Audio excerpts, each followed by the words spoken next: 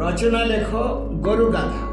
গাধা গরু মোরা মোদের নিয়ে রচনা লেখে প্রাথমিকের আবাগোবা বাচ্চারা।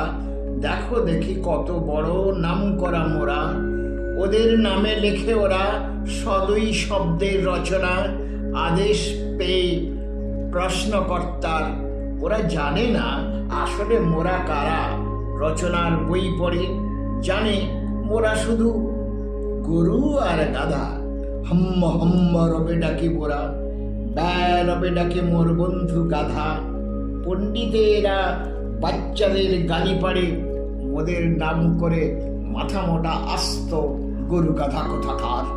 ভাবে মোদের রচনাকাররা দুটি রব ছাড়া কিছুই জানে না মোরা। নিজেদের ভাবে ওরা বড়ই পণ্ডিত আর চালাক, ওদের চেয়েও যে মোরা বড় মাপের ভাষাবিদ জানে না ওরা।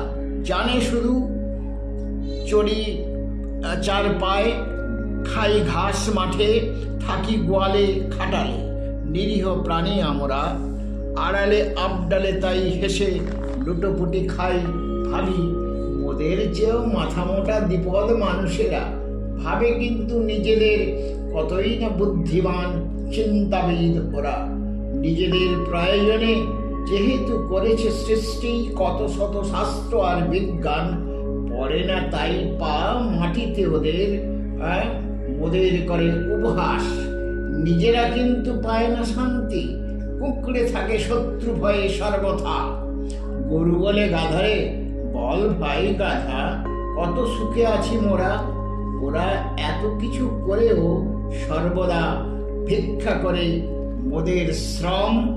দুধ খেয়ে মোদের নিজেদের শরীর পাকাপোক্ত করে, নিজেদের মাথায় বুদ্ধি ভরে শেষটায় বলে আমরা নাকি মাথা মোটা।